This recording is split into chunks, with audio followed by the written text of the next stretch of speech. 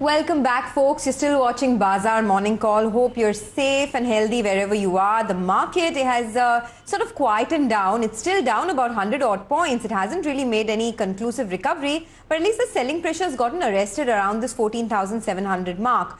Let's talk about some stocks now. Escorts and M&M are in focus after very strong tractor sales that both these companies reported. In fact, Escorts ended FY21 on quite a strong note. The total tractor sales went up 24.1%, and it was the third straight month of higher sales in the month of March, with a growth of almost 10% month on month. Bharat Madan of Escorts is with us to talk about that. Mr. Madan, thanks so much for joining us. You know, we've put behind what was a challenging year, but a year that has done very well for the tractor sector. For your own company, it was almost a 24% growth in FY21. What's the outlook for FY22?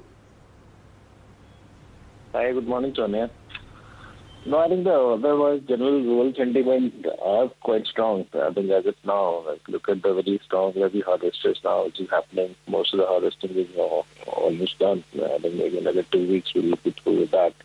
So we're seeing a good traction coming in from the rural market. So the demand continues to be strong and robust, and given all the positive factors on the rural side.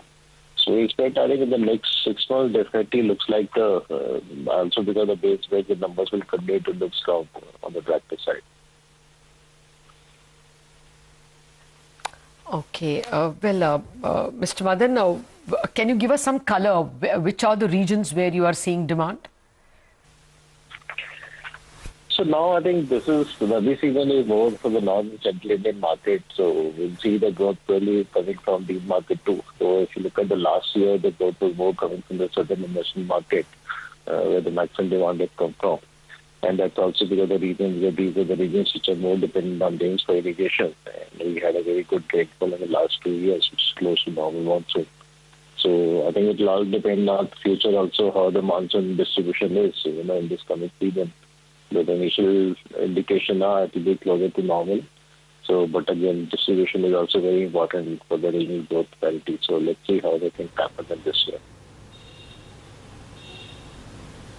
Okay. Has there been any disruption to production because of any, supply side issues or even because of rising COVID cases? Not so far. We have not really seen much impact because of that.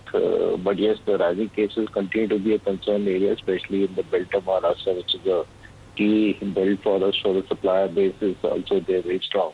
So obviously that will be one area I think we should be very closely watching. Because we had seen those issues in the past when the lockdown happened. So hopefully this time there will be no such sort of lockdown. It will completely shut the supply chain. So that's, I think, definitely one area which will be closely watched and monitored on a daily basis. But what is the capacity utilization now? So look, we've been running virtually at a peak capacity now since last August, and the demand has been so strong. So we're actually facing issue earlier on the supply chain side. But from November onward, the supply issues have been sorted out. But capacity still remained a constant. So now the channel inventory is now more or less close to the normal levels, to the pre-COVID level.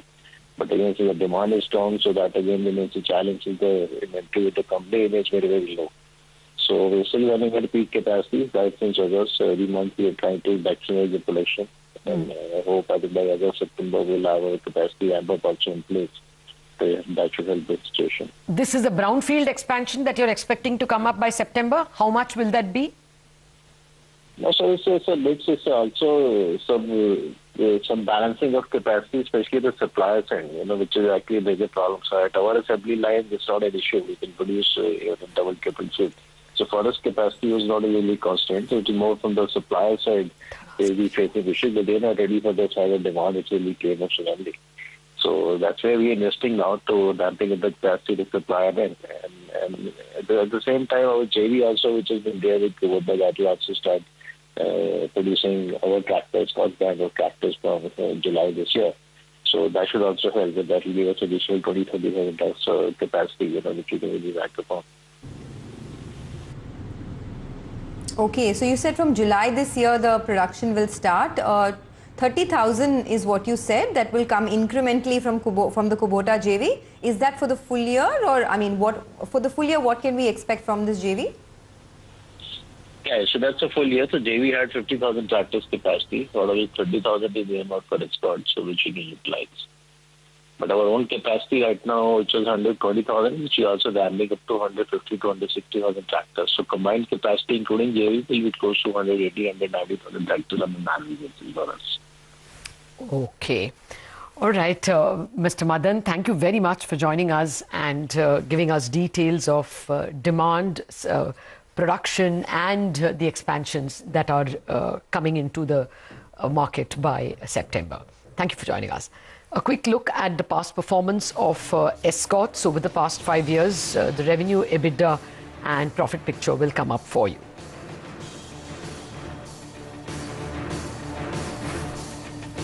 Okay.